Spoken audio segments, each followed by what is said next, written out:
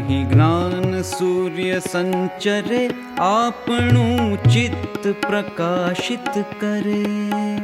અહીં જ્ઞાન સૂર્ય સંચરે આપણું ચિત્ત પ્રકાશિત કરે.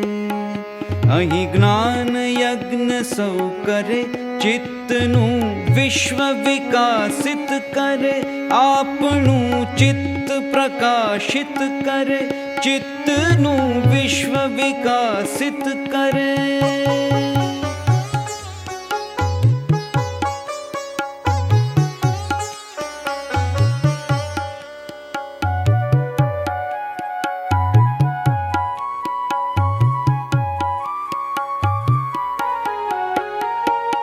શબ્દ પ્રકાશે અર્થ ઉજાશે. શબ્દ પ્રકાશે અર્થ ઉજાશે, તર્ક મર્મના સહજ વિકાસે. જ્ઞાનામૃત નિર્ઝરે અર્ઘ્ય સૌ સત્ય દેવને ધરે. આપણું ચિત્ત પ્રકાશિત કરે, ચિત્તનું વિશ્વ વિકાસિત કરે.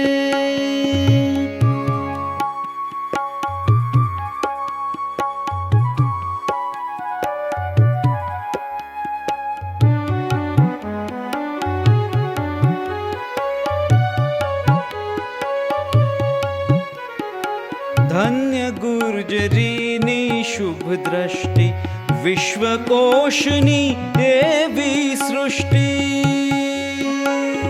ધન્ય ગુર્જરીની શુભ દ્રષ્ટિ, વિશ્વકોશની એવી સૃષ્ટિ. તમસ તાપ સંહરે, અંતરે સુખ સમજણનું ઠરે. અંતરે સુખ સમજણનું ઠરે. અહીં જ્ઞાન સૂર્ય સંચરે, અહીં જ્ઞાન યજ્ઞ સૌ કરે.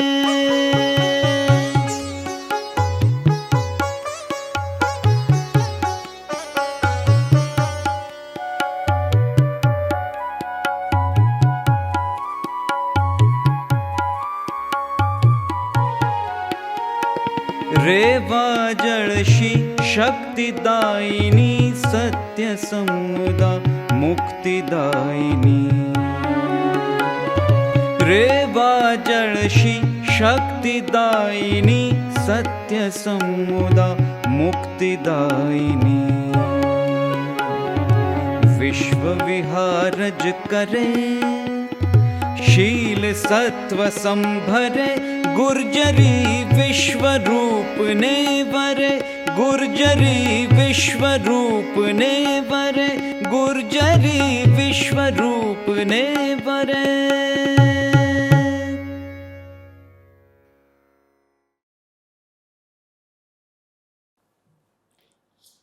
સ્નેહી શ્રી સંજયભાઈ ચૌધરી અને સ્વજનો, આજ સભાગૃહમાં સંજયભાઈ પહેલીવાર ગિરનારની પરિક્રમા કરીને આવ્યા ત્યારે આપણને એમણે પરિક્રમા અહીંયા કરાવી હતી.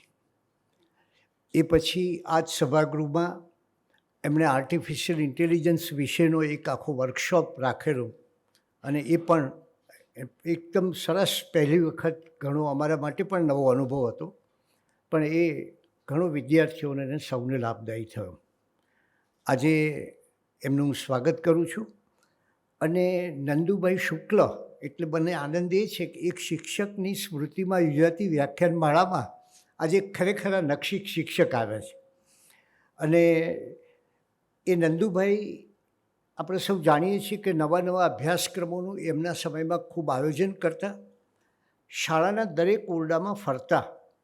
અને એમની જે શાળા હતી એ રાયખડ વિસ્તારમાં હતી. એટલે રાયખડ વિસ્તારમાં એક બાજુ ખ્રિસ્તી ભાઈઓનો રહેતા હતા, એટલે ખ્રિસ્તી વિદ્યાર્થીઓ હોય. જમાલપુર બાજુમાં હતું એટલે મુસ્લિમ વિદ્યાર્થીઓ હોય.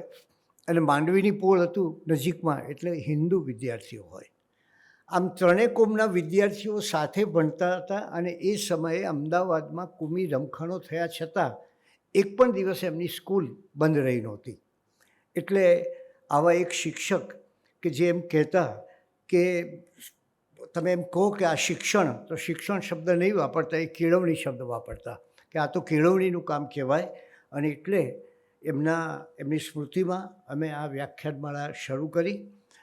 એની પાછળ એમના પુત્ર અને બહુ જ આપણા મોટા એક વિદ્વાન તબીબ એવા ડૉક્ટર શિલીન શુક્લનો એક અમને સહયોગ મળ્યો. શિલીનબાઈએ ગુજરાતી વિશ્વકોશના તમામ મેડિકલ સાયન્સના અધિકરણોનું પરામર્શન કર્યું છે.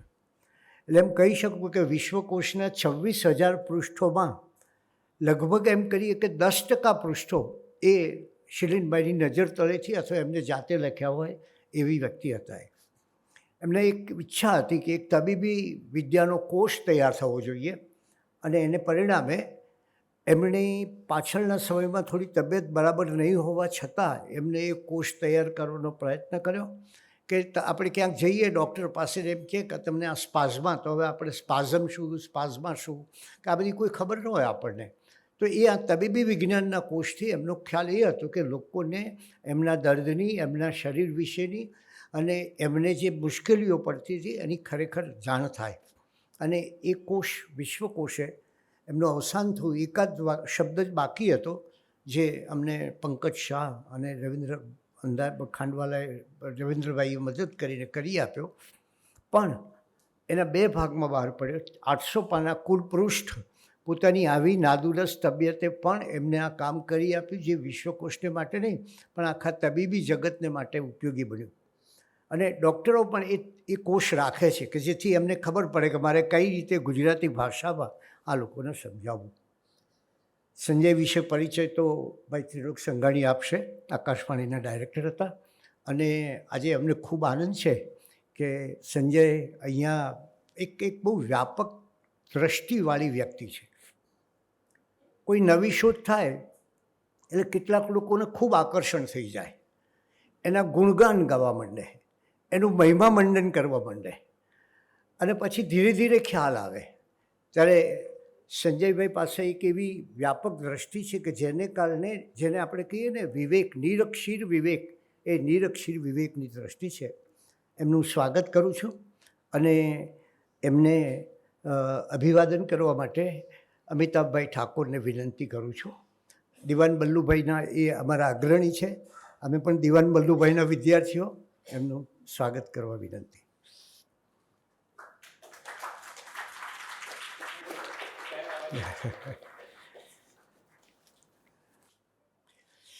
યુવાન સંજયનો યુવાન ત્રિલોકભાઈ પરિચય આપશે. સાહેબે પરિચય બી આપી દીધો અને જવાબદારી બી આપી દીધી. સંજયભાઈ જોડે આમ તો થોડો પરિચય છે, પણ એમને કદાચ પરિચય થોડો આછો થઈ ગયો હશે, પણ વિશ્વકોશ જોડે તો એમનો પરિચય બહુ જ તાજો રહ્યો છે. આપણી અમદાવાદ યુનિવર્સિટીમાં સંજયભાઈ છે, સ્કૂલ ઓફ એન્જિનિયરિંગ અને એપ્લાઇડ સાયન્સમાં ડીન અને પ્રોફેસર છે, અને સાથે સાથે ડીન ઓફ સ્ટુડન્ટ્સ તરીકે પણ તેઓ કાર્યરત છે. અને અગાઉ તેઓ DAICT Dhirubhai Ambani institute of ટેકનોલોજીમાં તેઓ કાર્યરત હતા. Cloud computing, blockchain technology, big data analytics અને ICT એપ્લિકેશન ઇન એગ્રીકલ્ચર તથા રૂરલ ડેવલપમેન્ટ એ એમના સંશોધનના વિષયો છે. અને સંજયભાઈના 8 પુસ્તકો, વિવિધ પુસ્તકોના 9 પ્રકરણો અને 125થી વધુ સંશોધન લેખો પ્રકાશિત થયા છે. ઘણી બધી અગ્રણી આંતરરાષ્ટ્રીય કોન્ફરન્સ તથા જનરલની પ્રોગ્રામ કમિટીના તેઓ સભ્ય છે. અને આજે આપણને બધાને સ્પર્શતો વિષય બહુ જ સરસ રીતે આપણી જોડે એ શેર કરવાના છે, જવાબદાર AI વિશે. કારણ કે AI વિશે આપણે બધાને બહુ જ જાણવાની ઈચ્છા છે અને આપણા બધાના ઘણા બધા સવાલો પણ છે. એટલે આપણા સવાલોનો જવાબ સંજયભાઈ આપશે. અને એમના માર્ગદર્શન હેઠળ અત્યારે 7 વિદ્યાર્થીઓ PhD કરી રહ્યા છે, કરેલું છે, અને 3 વિદ્યાર્થીઓ PhD કરી રહ્યા છે. અને બીજો એમનો થોડો પરિચયમાં થોડું ઉમેરું તો IBM, માઇક્રોસોફ્ટ અને ડિપાર્ટમેન્ટ ઓફ સાયન્સ એન્ડ ટેકનોલોજીના વિવિધ પ્રોજેક્ટ અંતર્ગત પણ તેઓ કાર્ય કરી રહ્યા છે અને એમને ખાસો એવો અનુભવ છે. અને સાહેબે વાત કરી એમ ગિરનાર પુસ્તકને એમનું સાહિત્ય અકાદમીનું પારિતોષિક પણ મળેલું છે. તો આવા સંજયભાઈને હું આમંત્રણ આપું છું. સંજયભાઈ આવો, પધારો. જી. સૌથી પહેલાં તો આપ સૌને વંદન. અને આદરણીય અને મુરબ્બી બંને મારા માટે તો. કુમારપાળભાઈ એમ કહે કે સંજય તું વ્યાખ્યાન આપે, એટલે આમ મારા માટે ગૌરવની બાબત છે કે કુમારપાળભાઈ આમંત્રણ આપે છે એમ. અને એના ઘણા બધા ફાયદા એ પણ થયા છે કે એ બાને ક્યારેક કેટલાક વિષયમાં અંદર ઉતરવાનું થયું છે. તો રિસ્પોન્સિબલ એઆઈ પર હમણાં આજકાલ મારે વાંચવું પડે છે, એના કારણો કહીશ તમને પાછળથી. ખાસ કરીને જે મિત્રો સંસ્થાઓમાં હોય અને યુનિવર્સિટીમાં હોય, તો એઆઈના કારણે જે પરિવર્તન આવવાના છે યુનિવર્સિટીમાં આવી રહ્યા છે એના સંદર્ભમાં કેટલીક ચર્ચાઓ થઈ રહી છે. એટલે સૌથી પહેલાં તો આદરણીય કુમારપાળભાઈને વંદન, એમનો આભાર. પ્રીતિબેન અને હાજર સૌ વડીલો, મિત્રો, વિશ્વકોશના સૌ સભ્યો, અને હું પહેલેથી જ આભાર માનું છું, કેમ કે આવા વિષયો પર આમંત્રણ મળે એટલે મેં કીધું મારા માટે પણ એ આનંદ તો છે પણ ગર્વની બાબત છે. મૂળ મુદ્દા પર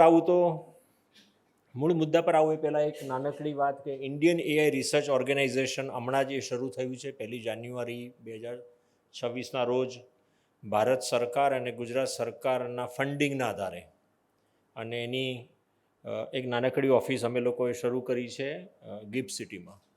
એમાં હું સ્નાતક સભ્ય તરીકે છું. આમ તો મને આશ્ચર્ય થયું કે આટલી બધી ગરમી હોવા છતાં આટલા બધા વડીલો અને મિત્રો આવ્યા અહીં, પણ આપને સમય હોય ને રસ હોય તો પછી પ્રશ્નોત્તરી બી કરશું.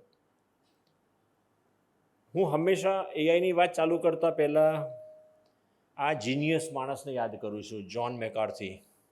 એણે 1957માં વિધાન કરેલું અને આ વિધાને આખી દુનિયાની વિચારસરણી બદલી નાખી. આવી જ એક કોન્ફરન્સમાં, નાનકડી કોન્ફરન્સમાં બોસ્ટન નજીક કોઈ એક કોન્ફરન્સમાં એણે સ્ટેટમેન્ટ કર્યું બધા સાયન્ટિસ્ટની સામે કે શું આપણે એવા કોમ્પ્યુટરો અથવા એવા યંત્રો બનાવીએ કે જે માણસની જેમ વિચારે. એમણે એક ચેલેન્જ જ કરી, અને પછી તો એ MITમાં ગયા હતા એ પ્રોફેસર, અને બહુ મોટા માણસ ગણાય, અને એમણે ઘણું બધું કર્યું. એટલે આપને રસ પડે તો ક્યારેક જોઈ શકો.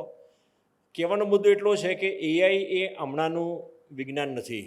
1957માં શરૂ થયેલી આ યાત્રા હવે કદાચ એનો એક એવા કર્વ પર આવીને ઊભી છે કે જ્યાં આખી દુનિયા એનો ઇમ્પેક્ટ જુએ છે. અને એઆઈ એટલે કૃત્રિમ બુદ્ધિમત્તા મેં લખ્યું છે ગુજરાતીમાં જરા રમૂજ કરવા, પણ હવે આપણે કૃત્રિમ બુદ્ધિમત્તા એવું નહીં, આપણે બધા એઆઈ જ બોલશું, કારણ કે એ બધું બોલવાનો અર્થ પણ નથી.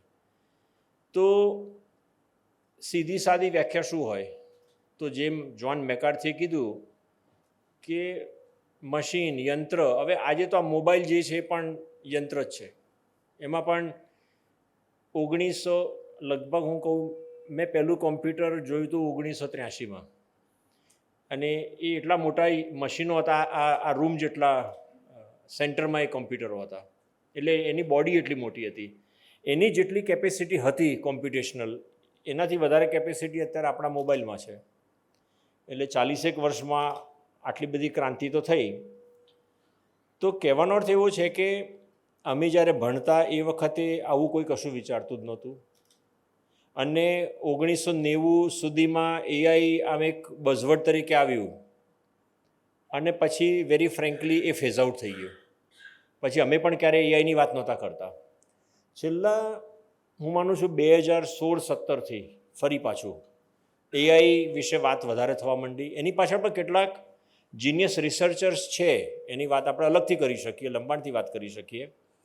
એક ગૂગલના સાયન્ટિસ્ટ, 3-4 સાયન્ટિસ્ટે એક પેપર લખ્યું, એના આધારે આખી દુનિયાનું ધ્યાન ગયું, અને આજે જેને લાર્જ લેંગ્વેજ મોડલ કહીએ છીએ એના વિશે લોકોનું ધ્યાન દોરાયું.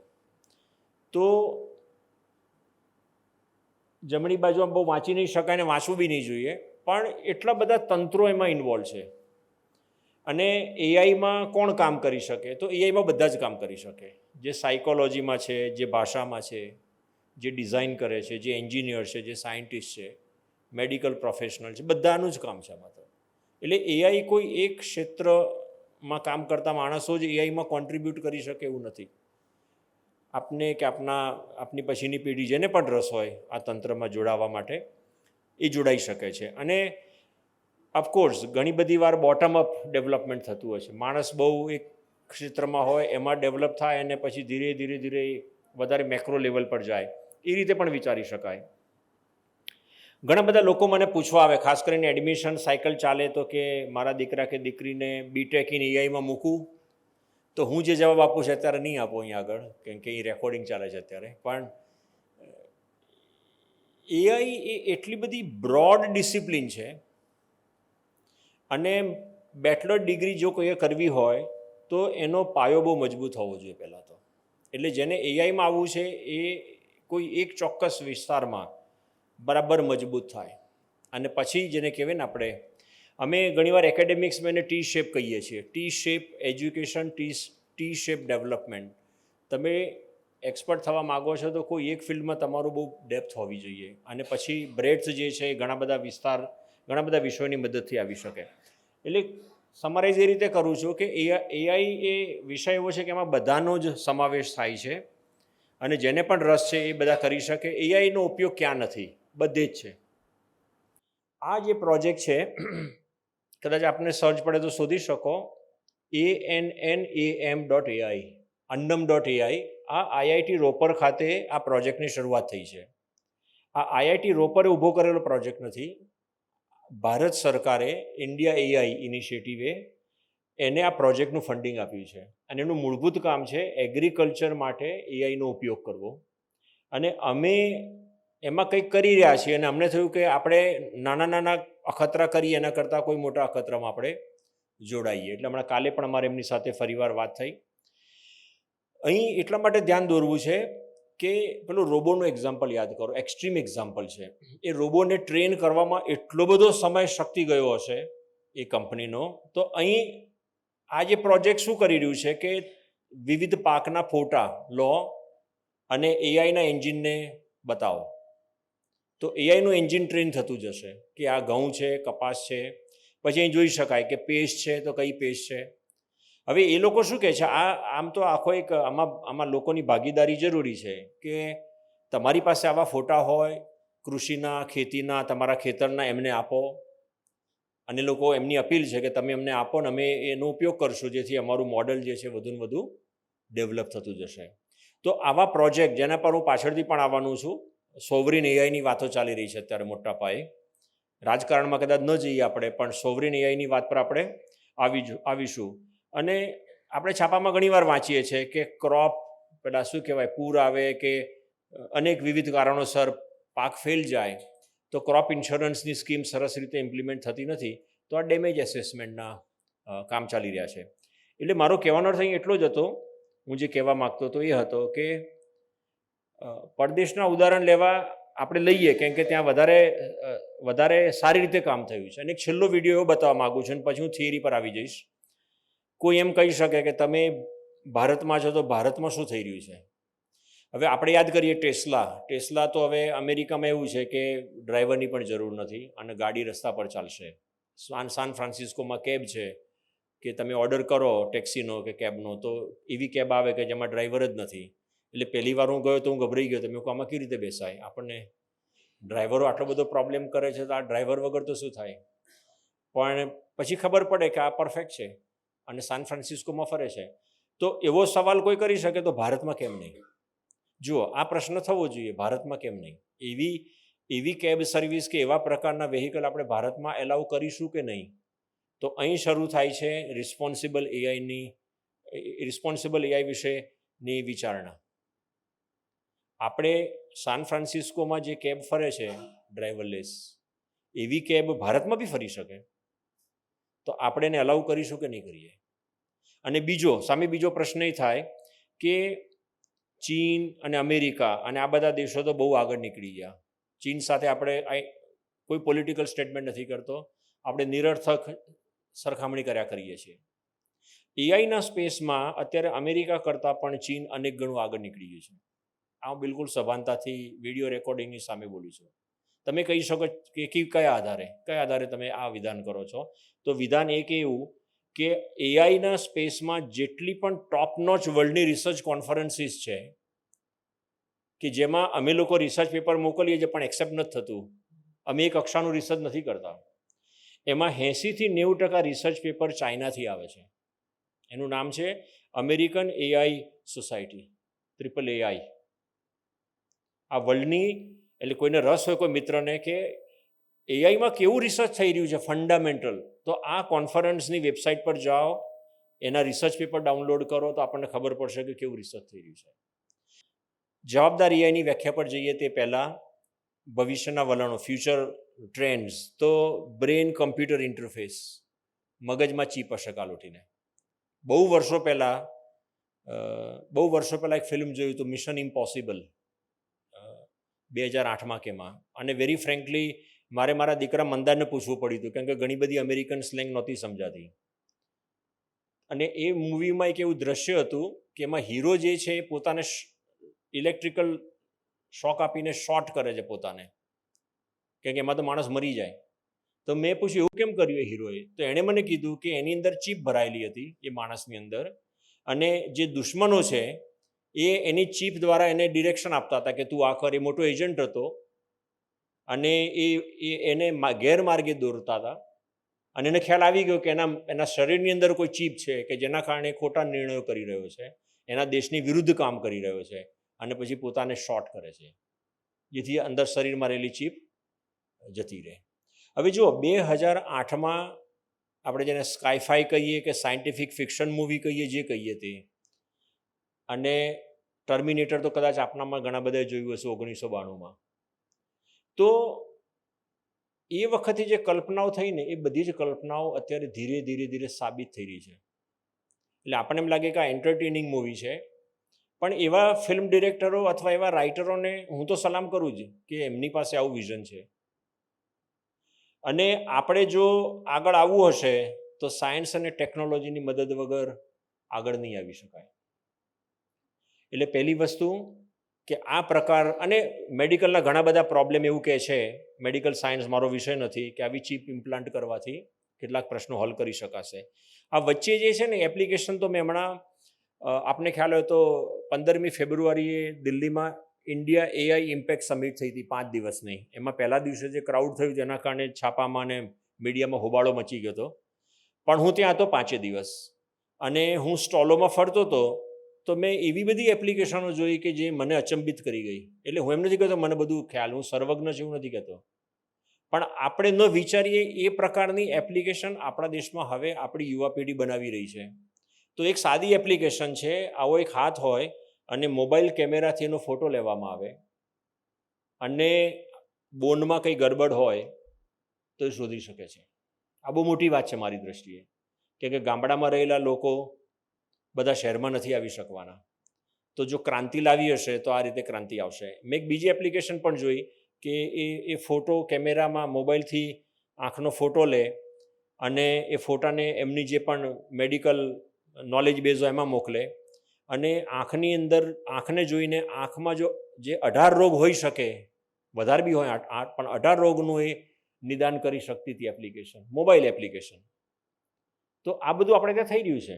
એટલે આપણે નિરાશાવાદી તો બિલકુલ નથી, પણ એક મુદ્દો મારે જે કહેવો છે, હું છેલ્લી વાર કહી દઉં છું કે આપણા દેશમાં સંશોધનમાં જે કામ થવું જોઈએ એ ઓછું થાય છે, અને આપણે લોકો માત્ર એપ્લિકેશનો તૈયાર કરીને વધારે રાજી થઈએ છીએ. અને આ જ વસ્તુ અમારા જેવી યુનિવર્સિટીઓ બી કરે છે, અને બીજી બધી યુનિવર્સિટીઓ પણ કરે છે. આમાં ફંડામેન્ટલ રિસર્ચ પર આપણું લક્ષ્ય નથી. એટલે જ્યારે ગુજરાત વિશ્વકોશ આવા વિષયો પર બેઠક યોજે કે જે બહુ પોપ્યુલર ન બને, એ મારા જેવાને અંદરખાને આ રીતે ગમે છે કે હવે સમય છે કે આપણે આ રિસર્ચમાં જવું પડશે. આ વાત સાથે હું ધીરે રહીને મારી વાત પર આવું છું. હવે 5-10 મિનિટ લીધા પછી એઆઈની એપ્લિકેશન ઘણી બધી જોઈએ આપણે. પેલો રોબો જોયો, લશ્કર મોકલવાની જરૂર નથી, જોઈ જ રહ્યા છો ને આપ. ઈરાન યુએસમાં શું થઈ રહ્યું છે, ધ્યાનથી જુઓ, બરાબર છે. યુક્રેન સાથે શું થઈ રહ્યું છે, તો આપણે જોઈએ જ છે. અને ટીવી પર મને તો દુઃખ એ પણ થાય છે કે લોકો રાત્રે ખાતા ખાતા આવા યુદ્ધના દ્રશ્યો જોવે છે, અને કોઈ વિચલિત પણ થતું નથી. માણસો મરે છે ને આપણે જમીએ છીએ અને પછી વાતો કરીએ, અને બહુ તો ક્યાંક સોશિયલ મીડિયામાં જઈને ક્યાંક નોંધ લખીએ છીએ. તો એઆઈની નકારાત્મક અસરો તો છે જ. બધીની વાતને આપણે બધી પાવરપોઈન્ટ સ્લાઇડો જોવી પણ નથી, બધા વિશે વાત બી નથી કરવી. આ મારા શબ્દો નથી, જે મોટા એક્સપર્ટ છે દુનિયાના, એમણે કહ્યું છે એઆઈનો જે સૌથી મોટી ખરાબ અસર છે આ છે પહેલી, અને એના વિશે અત્યારે કોઈ વિચારતું જ નથી. આપ જુઓ છો કે ભાઈ આઈટી કંપનીમાં આટલાને કાઢી મૂક્યા, આટલાને કાઢી, એ તો હવે આઈટી કંપનીના માણસો છે. પણ આઈટી કંપની સિવાય દરેક કંપનીમાં જે માણસો છે, અત્યારે જેટલા માણસો કામ કરે છે એટલા માણસોની જરૂર નહીં પડે. કેમ કે મેં આપને કહ્યું ને કે મોબાઈલ ફોન દ્વારા આંખનો ફોટો લઈને જો 18 રોગ અત્યારથી ડાયગ્નોઝ થતા હોય તો 5 વર્ષ પછીનું દ્રશ્ય તો કંઈ ઓર હશે. તો આપણે લોકો આ વિશે વિચારીએ છીએ તો નથી વિચારતા. સરકાર વિચારે છે, નથી વિચારતી.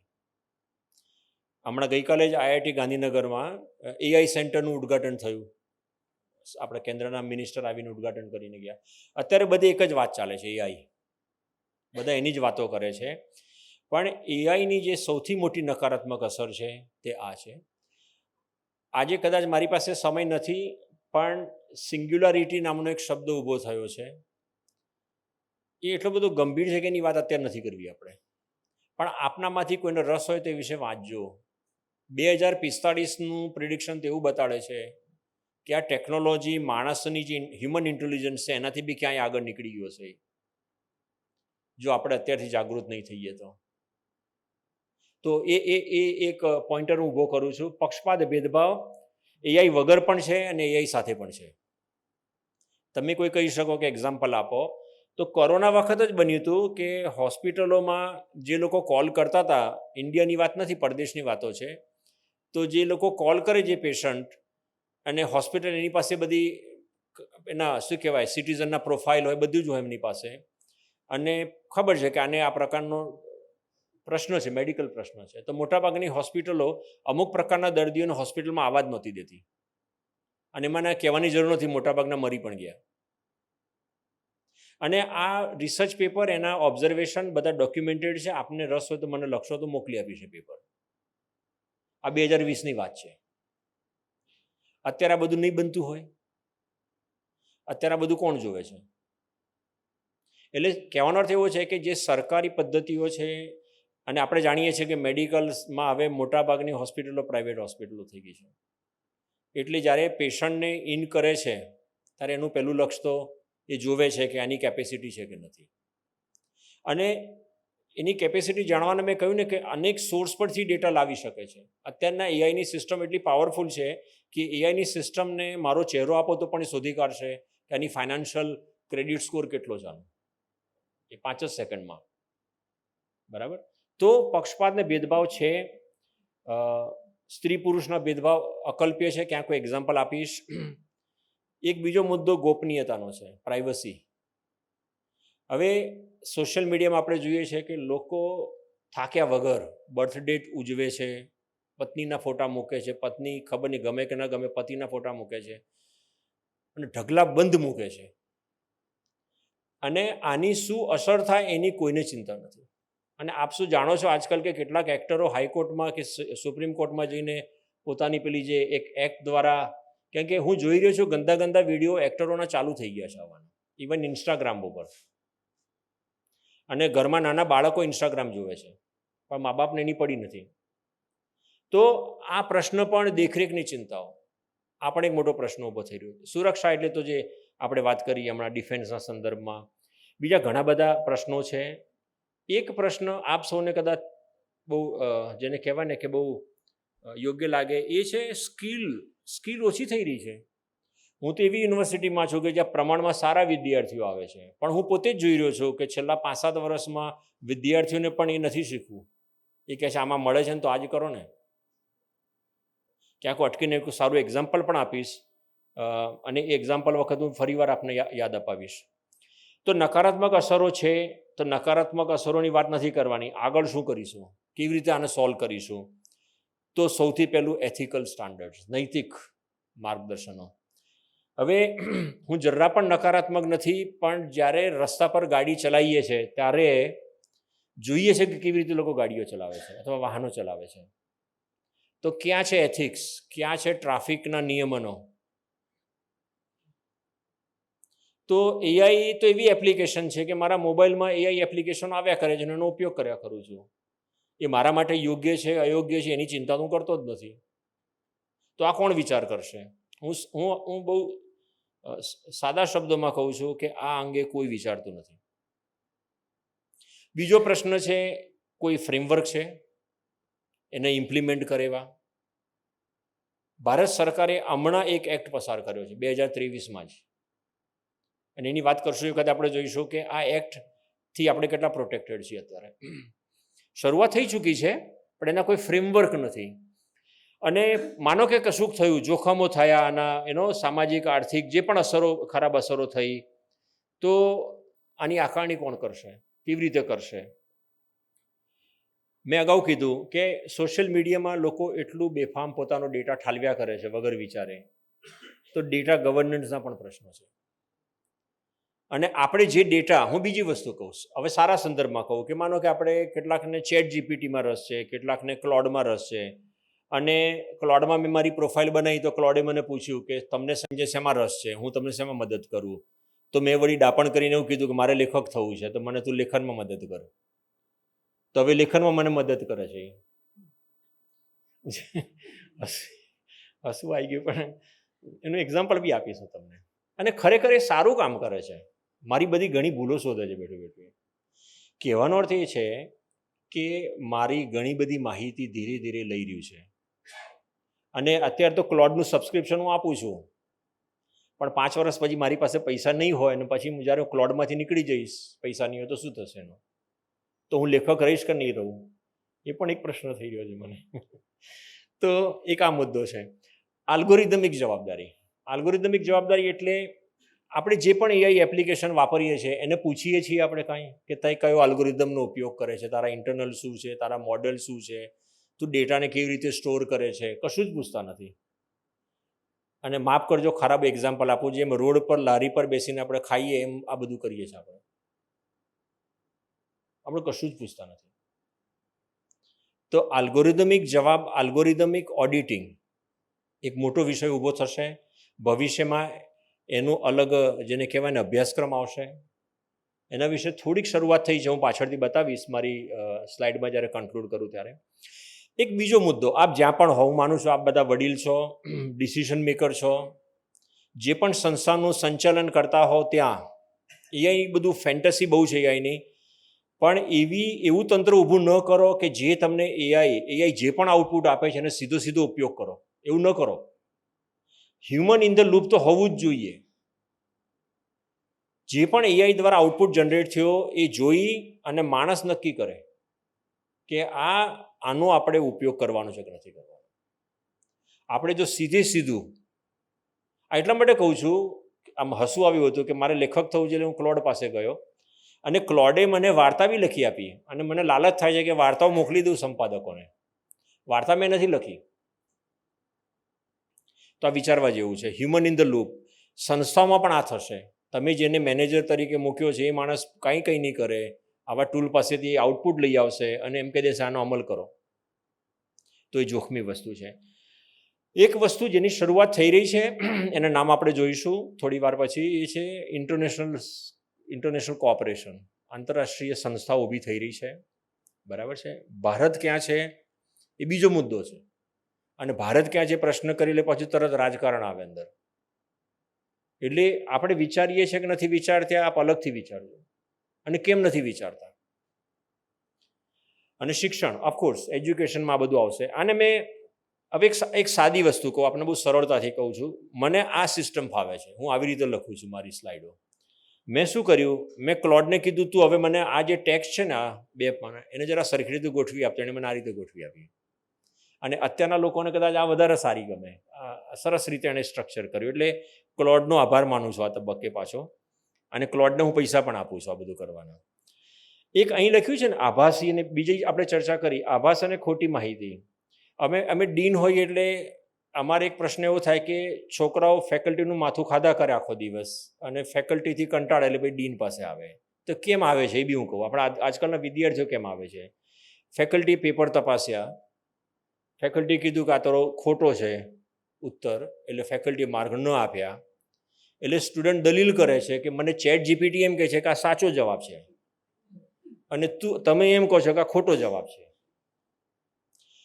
આ યુવા પેઢીને એમ છે કે ચેટ જીપીટી કે ક્લોડ જે છે એ જે પણ જવાબ આપે છે બધા સાચા છે. અને હવે તમે જુઓ ધ્યાનથી, ક્લોડ અને ચેટ જીપીટી નીચે એક વાક્ય લખતા થઈ ગયા છે કે આ એઆઈ જનરેટેડ આઉટપુટ છે એ ખોટો હોઈ શકે. પણ વિદ્યાર્થી સમજતા નથી. વિદ્યાર્થી તો લડવા આવે છે કે મારા માર્ક લાવો, તમે મારા માર્ક ક્યાં ખાઈ ગયા. એટલે અમારે એમને સમજાવવું પડે છે. અહીં એક બીજું ડાયવર્ઝન કરું છું. અમદાવાદ યુનિવર્સિટીમાં અમે ભલે એમ કહીએ કે અમે પ્રમાણમાં બીજી બધી યુનિવર્સિટી કરતાં વધારે સારી રીતે વિચારીએ છીએ. તો હમણાં અમે વિચારતા હતા તો અમે જોયું કે અમદાવાદ યુનિવર્સિટી પાસે એઆઈની કોઈ પોલિસી નથી. એઆઈની કોઈ પોલિસી જ નથી. મુરબી કુમાર પણ બી બેઠા છે, કાલ ઉઠીને વિચારશે કે વિશ્વકોશમાં પણ એઆઈની પોલિસી હોવી જોઈએ, દરેક સંસ્થામાં હોવી જોઈએ. તો એઆઈની પોલિસી નથી તો શું કરવું? ક્લોડને કહીએ કે AI policy for Ahmedabad university બનાવી આપ, કે આપણે વિચારીશું. તો અમે વિચારવાનું ચાલુ કર્યું, એનો ટાસ્ક ફોર્સ બનાવ્યો. વાઇસ ચાન્સલરે સપ્રે મને સોંપ્યું કે તું કન્વીનર બન, મે બી કે તને થોડીક વધારે ખબર પડે છે એવું એ માને છે, તેમણે મને આપ્યું. તો અમે શરૂ કર્યું. તમને ખબર પડી કે અમે જ કન્ફ્યુઝ છીએ. એકેડેમિક્સમાં એઆઈનો કેટલો ઉપયોગ કરવા દેવો એ વિશે અમે કન્ફ્યુઝ છીએ સંપૂર્ણપણે. એ જ રીતે રિસર્ચમાં, એ જ રીતે ડેવલપમેન્ટમાં, એ જ રીતે એડમિનિસ્ટ્રેશનમાં, એ જ રીતે સ્ટુડન્ટ એક્ટિવિટીઝમાં. તો આના વિશે બહુ સારી રીતે આપણે બધાએ વિચારવું પડશે. અને એક આ જે છેલ્લો મુદ્દો અહીં એક વાક્ય લખ્યું છે ને, ડીપ ફેક, એટલો બધો મુદ્દો, આમ એના વિશે ઘણી બધી વાત થયેલી છે. પર્યાવરણ ખર્ચ વિશે કોઈ કહી શકે કે એઆઈ વાપરવાથી પર્યાવરણને શું પ્રશ્ન? તો પ્રશ્ન એ છે કે આપણે જે પણ એઆઈની સિસ્ટમનો ઉપયોગ કરીએ છીએ આપણને ખબર નથી એ ડેટાનું પ્રોસેસિંગ એના મોટા ડેટા સેન્ટર પર થાય છે. હમણાં આપણે ધ્યાનથી સાંભળ્યું હોય તો રિલાયન્સ અને મેટા જામનગરમાં મોટું ડેટા સેન્ટર બનાવવાના છે. તો એ જે ડેટા સેન્ટર બનશે એમાં મોટા પાયે ઇલેક્ટ્રિસિટીનો ઉપયોગ થશે. આપણી ગણતરી બહારની વાત છે એકચ્યુઅલી. અમે અમદાવાદ યુનિવર્સિટીમાં હાઈ પરફોર્મન્સ કમ્પ્યુટિંગ સેન્ટર ઊભું કર્યું છે. તો અમે એની ઇલેક્ટ્રિસિટી કોસ્ટ ઘણી વાર ખબર પડી કે આટલી બધી કોસ્ટ છે એની. અને આ ઇલેક્ટ્રિસિટી ક્યાં જનરેટ થાય છે, તો એના માટે જે પર્યાવરણ પર અસર પડે છે એના વિશે કોઈ વિચાર. ઘણા બધા એવું માને છે કે ડિજિટલ એટલે પર્યાવરણનો બચાવ અથવા પર્યાવરણનું સંવર્ધન. એકચ્યુઅલી એવું નથી. તો આના વિશે પણ આપણે વિચાર કરવો રહ્યો. હવે થોડાક ઉદાહરણો જોઈએ. ઘણા બધા લોકો ચેટબોટ વાપરે છે. તો ચેટબોટ વાપરવામાં કંઈ ગરબડ નથી. બધી જ વેબસાઇટ પર ચેટબોટ છે. આજે તમે FAQ જોતા નથી, ચેટબોટમાં જઈને સવાલ પૂછો છો અને ચેટબોટ સરસ જવાબ આપે છે. તો જો ધ્યાનથી કદાચ તમે એક બે ઉદાહરણો જોયા હોય તો હમણાં જેને 14-15 વર્ષના બાળકો, કિશોરો કહીએ આપણે, કિશોરો અને કિશોરીઓ, તેવા 2 મોટા કેસ આવે કે જેમાં એ લોકોએ ચેટબોટનો ઉપયોગ કર્યો અને એમણે આપઘાત કર્યો. હવે આ બહુ ગંભીર વસ્તુ છે એકચ્યુઅલી, કે એ ચેટબોટ એમને એવી જગ્યાએ લઈ જતા હતા અને એનાથી આ જે 14-15 વર્ષના કિશોરો છે એ એટલા બધા ટેન્શનમાં આવી જતા હતા અને એમણે પછી એ જ કર્યું. કદાચ આપને ખ્યાલ હોય તો દિલ્હીમાં 3 છોકરીઓએ કૂદીને કોરિયાના સંદર્ભમાં કંઈક કર્યું હતું. એની વિગતમાં કદાચ આપણે નથી જવું. તો જો આપણે આપણા ઘરમાં આપણા બાળકોને મોબાઈલ આપતા હોઈએ અને બાળકો એ જ પ્રકારના ચેટબોટ જેવી સામાન્ય એપ્લિકેશન વાપરતા હોઈએ તો મા બાપ તરીકે આપણે જાણીએ છીએ કે શું પ્રશ્નો થવાના છે આનાથી. અને એજન્ટિક એઆઈ એ બહુ મોટી ટર્મ છે આજે. એજન્ટિક એઆઈ એટલે શું? સરળ શબ્દોમાં કહું તો ઘણી બધી વાર આપણે વેબ બ્રાઉઝર પર જઈએ અથવા મોબાઈલ એપમાં બિગ બાસ્કેટ કે આજકાલ પેલું છે ને બ્લિંકિટ, એમાં બટન દબાઈને ઓર્ડર આપીને બધું મેળવી લઈએ છીએ. હવે લોકોને એની પણ જરૂર નથી. એવી એપ્લિકેશન આવી ગઈ છે જેને એજન્ટિક એઆઈ કહીએ છીએ. બ્રાઉઝરમાં આપણે કુટુંબની રીતે બધી માહિતી આપી દઈએ એજન્ટને આપણા, એટલે એ એજન્ટ છે ને આપણા વતી નિર્ણય લેશે. હવે તો આપણે આરામ કરવાનો એટલો. પહેલાં જે થોડી ઘણી મિનિટો બી કામ કરતા હતા એ નહીં કરવાની. હવે ટીવી જોવાનું, ફિલ્મો જોવાની, ધુરંધર પાર્ટ 2 જોવાનું, આનંદ કરવાનો. તો એજન્ટિક એઆઈ ટેકનોલોજી એટલી બધી પાવરફુલ થઈ ગઈ છે કે લોકો હવે એનો સવિશેષ ઉપયોગ કરવા લાગ્યા છે. અને એ દિવસો દૂર નથી કે આપણા ઘણા બધા નિર્ણયો આ એપ્લિકેશનો કરશે.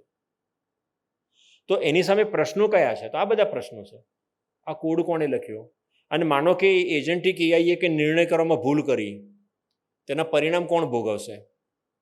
અને મેં છેલ્લે લખ્યું છે ને અહીં આગળ કે રિસ્પોન્સિબલ એઆઈના સંદર્ભમાં પ્રશ્ન એ છે કે જ્યારે એઆઈ બેઝ એજન્ટ ખોટો સોદો કરે, એક મહાનુભાવ છે રોજ ડીલ કરે છે, આપણે જાણીએ છીએ, આપણે વાંચીએ છીએ બધું ઇન્ટરનેશનલ કક્ષાએ કે મેં આ ડીલ કરી આજે, તો ડીલ કહીએ આપણે, રોજ ડીલ થાય છે, ખોટી ડીલ થાય, ખોટા દસ્તાવેજો પર સહી થાય, સેન્સિટિવ ડેટા આપણે શેર કરી દઈએ, આપણું એજન્ટ શેર કરે, તો આના માટે જવાબદાર કોણ? આના માટેનું કાનૂની માળખું આપણે બનાવ્યું છે કે નહીં? મેં નિર્ણય કર્યો, મારા વતી એજન્ટી કે એઆઈએ નિર્ણય કર્યો એટલે હું જવાબદાર કે મારું સોફ્ટવેર જે છે એ જવાબદાર? સોફ્ટવેર તો મારું નથી, સોફ્ટવેર તો હું કોઈની સર્વિસનો ઉપયોગ કરું છું, તો એ કંપની જવાબદાર? તો કંપની કહેશે કે ના, તમે જેવા જોડાયા હતા તમે તો પહેલા દિવસે સહી કરી જાય. આપણે તો ઘણા બધા સોફ્ટવેર ડાઉનલોડ કરી તો કશું વાંચતા જ નથી, સીધું સ્ક્રોલ કરીને એક્સેપ્ટ. વી નેવર સે I have red the terms. તો આ બધું કોની પર આવશે? તો આનો પણ પ્રશ્ન આપણને થવો જોઈએ. આ બધી એપ્લિકેશનોનો વિડીયો બતાવી શક્યો, તમે કીધું ટેક્સ્ટમાં જોઈએ આપણે. આલ્ફા ફોલ્ડ વિશે સાયન્સમાં જે માણસો જેમને ખબર છે, ફિઝિક્સમાં ને એમાં જે રસાયણશાસ્ત્ર, કેમિસ્ટ્રીનો જે નોબેલ પુરસ્કાર મળ્યો, એના ડિસ્કવરીમાં એઆઈનો ઘણો મોટા પાયે ઉપયોગ થયો છે. એ લોકોએ જ કહ્યું છે, એ સાયન્ટિસ્ટે જ કહ્યું છે.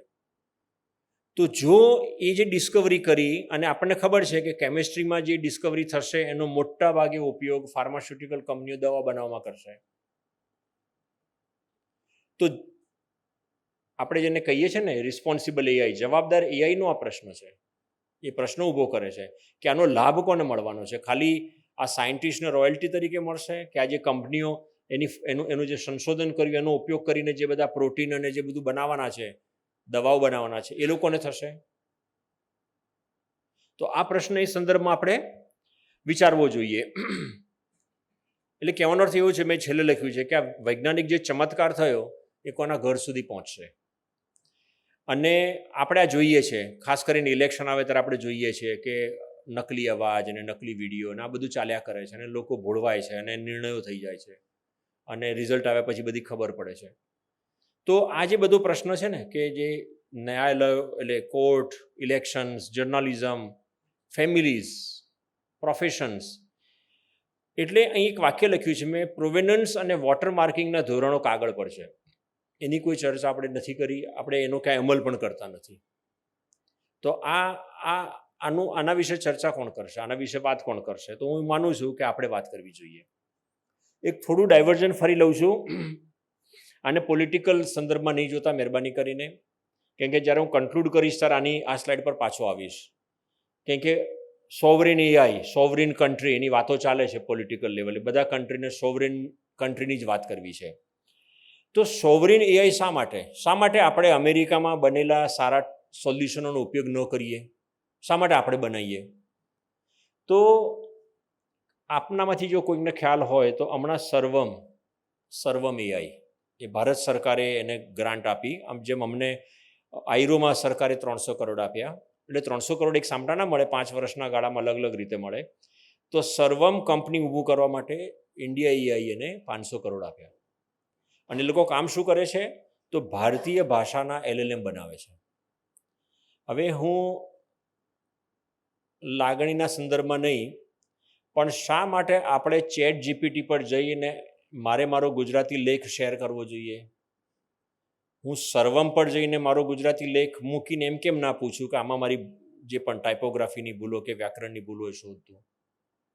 કેમ હું સર્વમને ન કહું, અને કેમ હું ચેટ જીપીટીને જ કહું અથવા ક્લોડને જ કહું? અને થવાનું શું છે કે સર્વમને આપણે જો પાવરફુલ ન બનાવીએ તો આ જે LLM આપણા દેશમાં બનવા માગે છે અને આપણા દેશમાં જ રહેવાનો છે, એનો વિકાસ નહીં થાય. અને એક વસ્તુ એ બી કહી દઉં કે સર્વમ પર આપણે જેને જોઈશું ને, તો એ આપણે ગુજરાતીમાં આપેલી ટેક્સ્ટનું એમ કહીએ કે મારો ગુજરાતીમાં લેખ છે, એનું અંગ્રેજી કર, તો બહુ નબળું કરે છે. તો એમાં વાંક સર્વમનો નથી. વાંક એ છે કે ગુજરાતી અને બીજી બધી જ ભાષા એઆઈના ડોમેનમાં લો રિસોર્સ કહેવાય છે. કેમ કે ગુજરાતી, મરાઠી કે રાજસ્થાની જે બી ભાષા કહો, એનું કોર્પસ એઆઈમાં છે જ નહીં. માત્ર 100-150 થોડા હજારો શબ્દો છે, અને એના આધારે પછી આપણે એને એમ કહીએ કે તું પરફેક્ટ ટ્રાન્સલેશન કર, તો નહીં કરી શકે. જ્યારે ચેટ જીપીટી અને ક્લોડ એમણે ઢગલા બંધ, એમને તો ઇન્ટરનેટ પરથી બધા ડોક્યુમેન્ટ ઉઠાવીને જે ફ્રી ડોક્યુમેન્ટ છે એના આધારે એમને LLM ડેવલપ કર્યા છે. એટલે આ LLM એટલા પાવરફુલ થઈ ગયા છે હવે કે એટલું બધું અસરકારક રીતે તમને ટ્રાન્સલેશન કરી આપે છે. અને એક વાત હું કહું કે થોડું આ પેલું કહે છે ને સોશિયલ મીડિયામાં બધા થોડું બેક ટેપિંગ કરે છે, હું મારું બેક ટેપિંગ કરી લઉં થોડું. મેં એક વાર્તા લખી જે પરબમાં છપાઈ જાન્યુઆરીમાં, પ્રતિકાર, જેમાં મેં આની કંઈ કલ્પના કરી છે 2050-60ની. અને મારા વાર્તાકાર મિત્રોએ એ વાર્તાને એમ કહ્યું કે આ બેકાર વાર્તા છે, અને કેટલાક મિત્રોએ સારી છે એવું કહ્યું.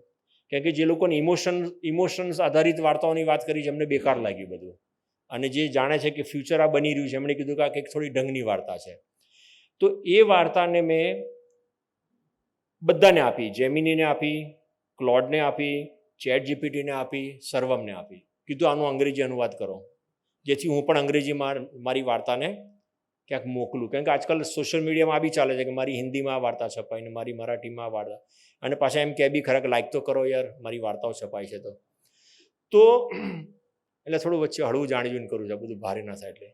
તો બહુ વેરી ફ્રેન્કલી કહું છું, મારો કોઈ બાયસ નથી. સર્વમનું સૌથી નબળું હતું, કારણ કે એની પાસે કોર્પસ નથી. અને મેં જોયું કે ચેટ જીપીટી અદ્ભુત કર્યું. એ વાર્તાને ક્લાસિકલ ઇંગ્લિશ જેને કહીએ ને આપણે, એટલી સરસ રીતે વાર્તાને એને ઇંગ્લિશમાં ટ્રાન્સલેટ કરી આપી કે મારે એ વાર્તાને ઇન્ટરનેશનલ કક્ષાએ મૂકવી હોય તો જે ઇન્ટરનેશનલ ઓડિયન્સ છે એને એ ટોન ગમશે, એને ભાષા ગમશે. તો એક જ વિનંતી કે કારણ કે આ બધા લેખકો છો અને ઘણું બધું કરો છો, લેખ લખો છો, તો સર્વમ પાસે જાઓ અને સર્વમને થોડી મદદ કરો એનું કોર્પસ બિલ્ડ કરવામાં. મદદ કેવી રીતે થાય? આપે જેટલા બી લેખો લખ્યા છે એ મૂકો સર્વમમાં અને એને કહો કે આમાં કંઈ ભૂલ શોધી આપ, તો એના કારણે એનું LLM મોટું થશે. એટલે આ એક વાત મારે વચ્ચે કરવી હતી, જેને કહેવાય આપણે સોવરેન AI. રાષ્ટ્રીય હિતની વાત મેં આડકતરી કે સીધી રીતે કરી છે. એટલે મેં છેલ્લે લખ્યું ને કે ભારત સરકારે ડિજિટલ પબ્લિક ઇન્ફ્રાસ્ટ્રક્ચર તો ઊભું કર્યું છે. એક સરસ ઉદાહરણ આપો અહીંયા આગળ, એક બહુ સરસ ઉદાહરણ આપો. એ પણ મેં ઇન્ડિયા AI ઇમ્પેક્ટ સમિટમાં જોયું. એક સ્ટોલ પર ગયો અને એણે અમને કીધું, એ કંપનીનું નામ ભૂલી ગયો છું, કે એણે મને એમ કહ્યું કે આપણે બધા IRCTCનો તો ઉપયોગ કરીએ છીએ ટ્રેન ટિકિટમાં. એણે એમ કહ્યું મને કે IRCTCમાં આપણે બધું ડ્રોપડાઉન કરવું પડે કે ફ્રોમ સ્ટેશન ટુ સ્ટેશન, આ ક્લાસ, આ તે, આ ડેટ. હવે તમારે એમ નહીં કરવું પડે. તમે લેપટોપ પર ઊભા રહો અને બોલો કે મારે અમદાવાદથી મુંબઈ જવું છે અને આ તારીખે જવું છે અને મારે આ ક્લાસની ટિકિટ જોઈએ છે. એટલે ખાલી બોલવાનું છે આપણે. અને કેટલી ભાષામાં? બધી જ ભાષામાં ભારતની. તો મેં કીધું આ જબરજસ્ત કામ થયું. જો ભારતમાં આ કામ થતું હોય, પણ આની પાછળ જે આ થયું તો એની પાછળ કારણભૂત કોણ? તો કારણભૂત આ મેં છેલ્લા વાક્યમાં લખ્યું છે કે ઇન્ડિયાનું ડિજિટલ પબ્લિક ઇન્ફ્રાસ્ટ્રક્ચર, DPI, એ ભારત સરકારે ઊભું કર્યું છે. અને ભારત સરકાર ઈચ્છે છે કે જેટલા પણ નવા ઇનોવેશન્સ થાય એ બધા આ DPIનો ઉપયોગ કરે. મેં વાક્ય લખ્યું છે કે ભારતમાં એપ્લિકેશન ડેવલપ કરવાની અદ્ભુત પ્રતિભા છે. આપણી IT કંપનીઓ અને AI કંપનીઓ અદ્ભુત કામ કરે છે. આપણે શેમાં પાછળ છીએ? તો ડીપ ટેક AI ઇનોવેશન્સમાં આપણે ખૂબ પાછળ છીએ. એટલે એમાં આપણે જવાની જરૂર છે અને એના માટે આનો ઉપયોગ કરવો અનિવાર્ય છે. AI અને એના સંદર્ભમાં અને રિસ્પોન્સિબલ AIની તરફેણમાં આવી એક આર્ગ્યુમેન્ટ. આ બુક આપને જો રસ પડે તો વાંચી શકો છો. ટેમિંગ સિલિકોન વેલી. આપણે જાણીએ છીએ કે સિલિકોન વેલીમાં મોટાભાગના ઇનોવેશન્સ વર્લ્ડના થયા કરે છે અને અત્યારે પણ થયા કરે છે. તો આ લેખક છે, એણે આ બધી કંપનીઓ જે છે ને, ટેકનિકલ કંપનીઓ, ટેકનોલોજીની કંપનીઓ, એ કઈ કઈ વસ્તુ ખરાબ રીતે કરી રહી છે આપણી સાથે. અને એમાં ખાસ કરીને જનરેટિવ AI. આપણે બધા આજકાલ જનરેટિવ AIનો પુષ્કળ ઉપયોગ કરીએ છીએ, મેં કીધું તેમ. તો આ બધા મુદ્દાઓ બહાર આવ્યા છે. અને એટલે હવે આ એક વ્યાખ્યા આવી કે જવાબદાર AI. કે હવે AI ઘણું કરે છે. AI પાસે ઘણી બધી કેપેબિલિટી છે, એનું પોટેન્શિયલ જબરજસ્ત છે. તો લોકોએ આ વિશે વિચારવાનું ચાલુ કર્યું કે it is a time to think about responsible AI. Gujarati મારું બહુ સારું નથી એટલે કદાચ સારું નહીં દેખાય. એટલે આ કંઈ પાછળથી જોડી દેવાનું લક્ષણ નથી. જવાબ એટલે એમ કે આપણે એમ કહીએ કે હમણાં કરીશું, આપણે આગળ ચાલો ને, પાછળથી જોઈશું, 2 વર્ષે 5 વર્ષે જોઈશું, એમ નહીં. તમારે ફ્રોમ ડે 1 રિસ્પોન્સિબલ AI વિશે વિચારવું પડશે. પાછળથી તમે એડ નહીં કરી શકો, અને પાછળથી એડ કરવા જશો તો નહીં થાય.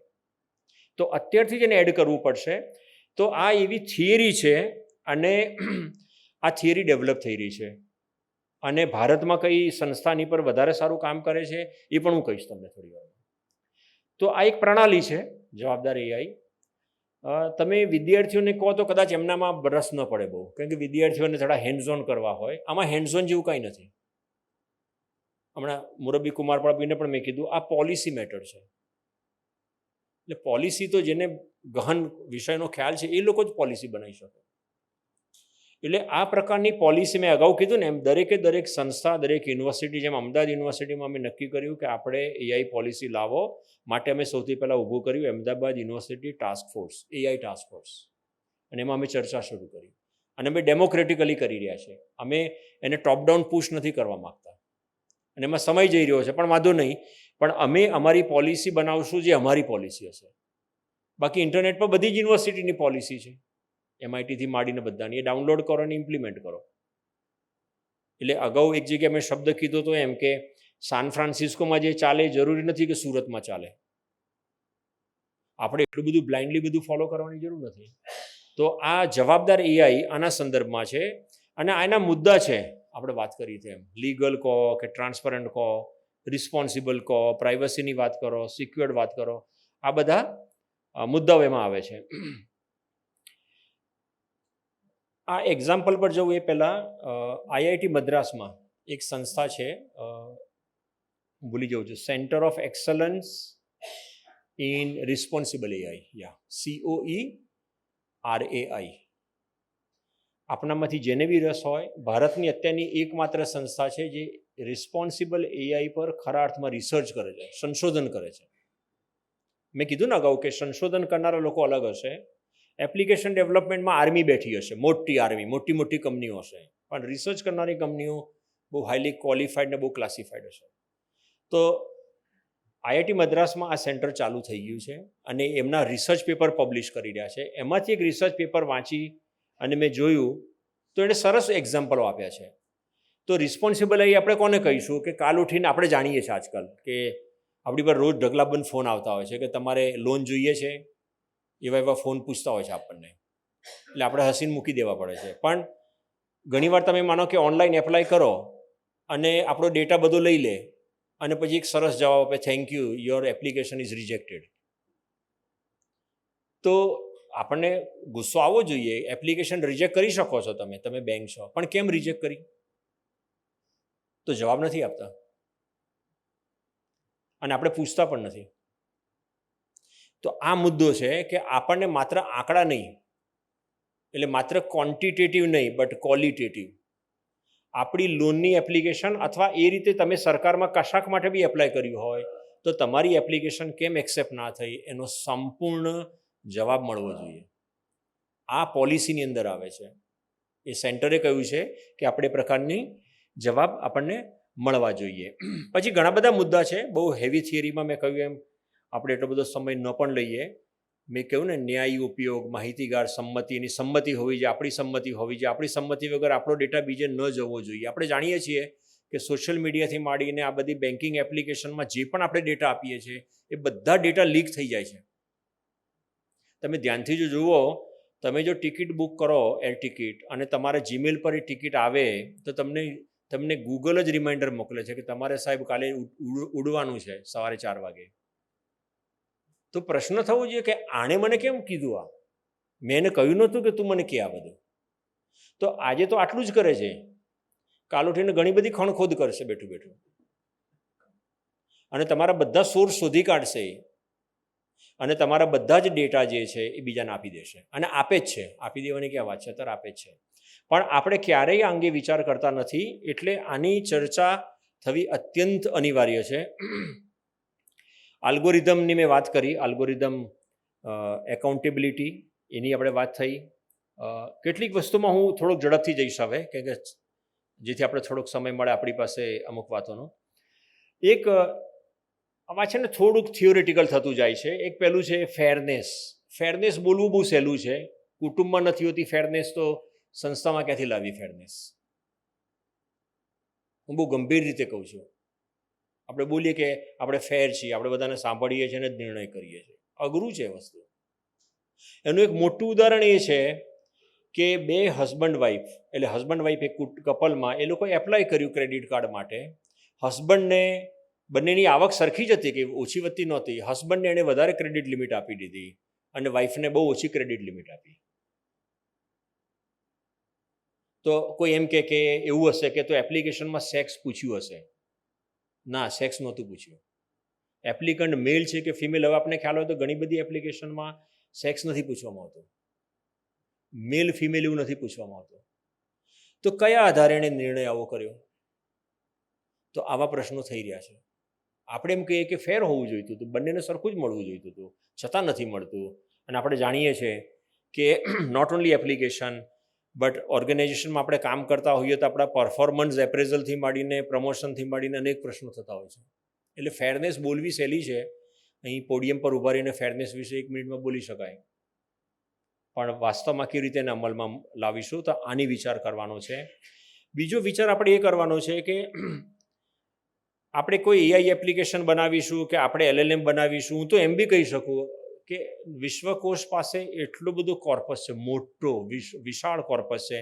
વિશ્વકોશ પોતાનું LLM પણ ઊભું કરી શકે કાલ ઉઠીને 2-5 વર્ષે. તો જ્યારે વિશ્વકોશ, કારણ કે એમણે ઘણું કામ કર્યું છે, બધું સુધારીને બધી ટેક્સ્ટ મૂકી છે અને બધી ટેક્સ્ટ પરફેક્ટ છે, મોટાભાગની ટેક્સ્ટ પરફેક્ટ છે. હવે જ્યારે એ ટેક્સ્ટનો ઉપયોગ કરીને બીજા લોકો ગુજરાતીમાંથી અંગ્રેજીમાં અનુવાદ કરો અથવા અંગ્રેજીમાંથી ગુજરાતીમાં અનુવાદ કરો, તો એ વખતે વિશ્વકોશના કોર્પસનો ચોક્કસ ઉપયોગ કરી શકે. એટલે જ મેં સર્વમ વિશે વાત કરી. તો આપણે પારદર્શકતા લાવવાની છે સિસ્ટમની અંદર. તો પારદર્શકતા કેવી રીતે લાવશું? તો જેને એક એક્ઝામ્પલ મેં આપ્યા છે, કેટલાક એક્ઝામ્પલ મૂક્યા છે. તો આપણે ગૂગલ પાસે ઘણીવાર જઈએ છીએ, તો ગૂગલ એ જે મોડલનો ઉપયોગ કરે છે એના વિશે એણે સમજૂતી આપી છે. એણે કહ્યું છે કે અમે આટલા ટ્રાન્સપરન્ટ તો છીએ કે તમે જો જેમિનીનો ઉપયોગ કરો છો તો હું આ મોડલનો ઉપયોગ કરું છું. હું જેમિની છું, તમે મારી પાસે આવો છો તો મારું મોડલ આ છે અને આ મોડલની મદદથી તમારે ભાષાના સંદર્ભમાં જે બી કરવું છે હું કરી આપું છું. એટલે પારદર્શકતા લાવવી પડે, ટ્રાન્સપરન્સી લાવવી પડે અને દરેકે દરેક વસ્તુને સમજાવવી પડે. જો અત્યારે આપ ધ્યાનથી જુઓ તો પહેલાં ગૂગલ સર્ચ હતું ને એ બહુ બ્રીફ જવાબ આપતું હતું, અને હવે તમે જશો ને ગૂગલ સર્ચમાં તો થોડું એઆઈનો આઇકોન પણ આપે છે, અને એઆઈનો આઇકોન દબાવશો તો તમને એટલી બધી વિસ્તારથી માહિતી આપશે. એટલે એટલો ફરક તો પડ્યો છે એનામાં. અને આ બધી કંપનીઓને ખ્યાલ આવી ગયો છે કે લોકો આ વિશે વિચારતા થયા છે, લોકો માનતા થયા છે, અને એણે પણ જે પણ આઉટપુટ આપે છે બધું એક્સપ્લેન કરવું પડશે. તો સમજાવી શકાય એ રીતનું આઉટપુટ હોવું જોઈએ. આના વિશે આપણે વાત થઈ છે એટલે હું ફરી નહીં કહું. હા, હવે મેં અગાઉ આપને કહ્યું હતું કે ઇન્ટરનેશનલ કોલોબરેશનમાં એવું છે કે આ બધા એક્ટ બની ગયા છે બીજા બધા દેશોમાં, બીજા બધા ખંડોમાં દેશ બન્યા છે. યુરોપ હંમેશા, આ મારું માનવું છે, મને તમે હું ખોટો હો તો કહી શકો, યુરોપ હંમેશા is always more welfare oriented. એટલે એ લોકો હંમેશા પોલિસી પહેલાં લઈ આવે છે. તો યુરોપે સૌથી પહેલાં એઆઈની પોલિસી લાવ્યા, એઆઈ એક્ટ. પછી નિશ નામની કંપનીની મેં વાત કરી. પછી એક આ બીજું છે OECD, એમાં કન્ટ્રીઝ છે. એમાં લગભગ હું માનું છું અહીં મેં કદાચ 47 લખ્યું છે, પણ અત્યારે એનાથી વધારે દેશો છે. ભારત નથી એમાં. તો આ બધા દેશો ભેગા થઈને આના સંદર્ભમાં વાત કરે છે કે એઆઈ પોલિસી લાવવી તો કેવી રીતે લાવવી, એના ધારણ શું, એના ફ્રેમવર્ક શું. અચ્છા, કોઈ એમ પૂછે કે આ બધાનો આપણને શું ફરક પડે? માનો કે કાલ ઉઠીને આપણે એઆઈની કંપની કરીએ ઇન્ડિયામાં અને આપણે એઆઈની પ્રોડક્ટને સર્વિસીસ વેચવાનું શરૂ કરીએ, વેચાણ કરીએ, અને આપણે યુરોપના દેશોમાં અથવા આ OECDના જે દેશો છે એમાં વેચવા માગીએ, તો એ દેશો પહેલાં પૂછશે કે લાવો તમારું આ સર્ટિફિકેશન અમે જે કહ્યું છે મુજબનું. તમે એઆઈ પ્રોડક્ટ બનાવો છો પણ તમે અમારા ફ્રેમવર્ક મુજબ નથી બનાવી રહ્યા. કે મેં અગાઉ જે થિયરી કી ને કે બધી વસ્તુ એમાં હોવી જોઈએ. એટલે જે કંપનીઓ એઆઈની પ્રોડક્ટ્સ અને સર્વિસીસ બનાવે છે એમણે આ બધા ધોરણો, સ્ટાન્ડર્ડ્સ ફોલો કરવા જ પડશે. એના વગર એમનું ઇન્ટરનેશનલ કક્ષાએ એમને જે પણ એમનું ટ્રેડ કે જે પણ કરવું હોય નહીં કરી શકે. ભારતમાં નીતિ આયોગ અને એમાંય હમણાં 2023માં શરૂઆત કરી છે આપણે. એટલે આ જે હેશ મેં લખ્યું છે ને, હેશ આપણે એઆઈ ફોર ઓલ, અને એમાં ડીપી એક્ટ, આ બધા ફ્રેમવર્કમાં આપણે બહુ ઊંડામાં નથી જવું. યુરોપિયન યુનિયનનું ફ્રેમવર્ક વધારે સારું છે. હવે જો તમે આમ ધ્યાનથી જોશો ને, બહુ કદાચ બહુ ધ્યાનથી નહીં જુઓ, આમ વાંચશો તો પણ તમને ખ્યાલ આવશે કે ઘણી બધી એપ્લિકેશન એવી છે એમાં બહુ જોખમ નથી. જેમ કે ચેટબોટ, જો કે ચેટબોટના મેં 2 એક્ઝામ્પલ આપ્યા ખરાબ, પણ ચેટબોટ એવી એપ્લિકેશન નથી કે એના કારણે બહુ ગંભીર પ્રશ્નો થાય. એવી રીતે વિડીયો ગેમ પણ છે. અને કેટલીક એપ્લિકેશન છે ને એવી એપ્લિકેશન છે, જેમ કે જમણી બાજુ જુઓ, હવે ડીજી યાત્રા મને ગમે છે. આમ કે હું મારો ફોટો જોઈને બારણું ખોલી જાય છે, બહુ ગમે છે આપણને, કે આપણે કોઈને કશું કહીએ નહીં ને આપણને આવો આવકાર મળે કે આવો સંજય અંદર. પણ એ વખતે મને પ્રશ્ન થવો જોઈએ કે આ મારો ફોટો જોઈને મને આવવા દે છે, પણ મારો ફોટાનો અથવા મને જે કેપ્ચર કર્યો છે એનો મિસયુઝ તો નહીં કરે ને કાલોઠીના લોકો? તો આપણે એવું કંઈ પૂછતા નથી, આપણે તો ખુશ થઈને અંદર જતા રહીએ છીએ. તો આ પ્રશ્ન રજૂ થયો છે અત્યારે એઆઈની કોમ્યુનિટીમાં, કે આ બધી કંપનીઓ, એની સમરી હું બતાવું છું પાછળથી 1 મિનિટ માટે. માઇક્રોસોફ્ટ, ગૂગલ, આ બધી જ કંપનીઓ, these are big tech companies, દુનિયાની મોટી કંપનીઓ છે, જેમની પાસે બહુ જ પોટેન્શિયલ છે, એમની પાસે પૈસા છે, માણસો છે, ટેલેન્ટ છે, અદ્ભુત રિસર્ચ કરે છે, બધું જ કરે છે. એ લોકોએ પણ પોતાના ફ્રેમવર્ક બનાવી દીધા છે રિસ્પોન્સિબલ એઆઈ વિશેના. તો આપણે પણ બનાવવા પડશે. હું પેલી વાત પર અટકી ગયો તો પણ હું આવું છું પાછળથી. ભારતમાં આપણે શું કર્યું? કારણ કે આપણને વધારે ચિંતા એ હોય કે 2018માં આપણે જાગ્યા, થોડુંક કંઈક શરૂ કર્યું, અને 2023માં આપણે પહેલવેલ digital personal data protection act લાવ્યા. એટલે આજ પૂછી, આમ તો બહુ સીધી વાત છે. ઘણા બધા લોકો આપણે રવિવારની બપોરે ઊંઘતા હોય પણ આપણને ફોન કરે કે તમારે લોન લેવી છે, તો એની પાસે આપણો નંબર ક્યાંથી આવ્યો? પહેલી તો વાત. અને એણે મને ફોન કેમ કર્યો? પણ એવા પ્રશ્નો નથી થતા. આપણને એ માણસ જોડે સંવાદ રચવામાં મજા આવે છે ક્યારેક, તો સંવાદ કરીએ છીએ ઊંઘ બગાડીને. પણ ખરેખર તો એ માણસે આપણી સાથે વાત જ ન કરવી જોઈએ, કારણ કે આપણે એને ક્યારેય કહ્યું નથી કે મારે તારી પાસે લોન લેવી છે. તો આ ડીપી, આ તો હળવી રીતે આપું છું આનું એક્ઝામ્પલ, ડીપી એક્ટ જે છે ને એ કંપનીએ વાયોલેટ કર્યો છે. હું એની સામે ક્લેમ કરી શકું કે મારી રવિવારની ઊંઘ બગાડી તમે, અને આટલો મોટો લો સૂટ તમારી સામે કરી દો. અને પરદેશમાં થાય છે પ્રકારના લો સૂટ. તો આપણા દેશમાં એની શરૂઆત થઈ ચૂકી છે. અને ઇન્ડિયા એઆઈ મિશન, આપના ઘરમાં યુવાનો હોય જેમને કારણ કે એઆઈના પ્રોગ્રામ લખો ને તમે, એઆઈના પ્રોગ્રામિંગ કરો, તેના માટે બહુ પાવરફુલ રિસોર્સ જોઈએ. એ બધી યુનિવર્સિટીમાં અને કોલેજમાં નથી. તો ઇન્ડિયા એઆઈ સ્ટુડન્ટને સપોર્ટ બી આપે છે કે તમારે એવા પ્રોગ્રામ રન કરવા હોય તો વી પ્રોવાઈડ યુ સપોર્ટ. ઓફકોર્સ એના માટે થોડાક પૈસા લે છે.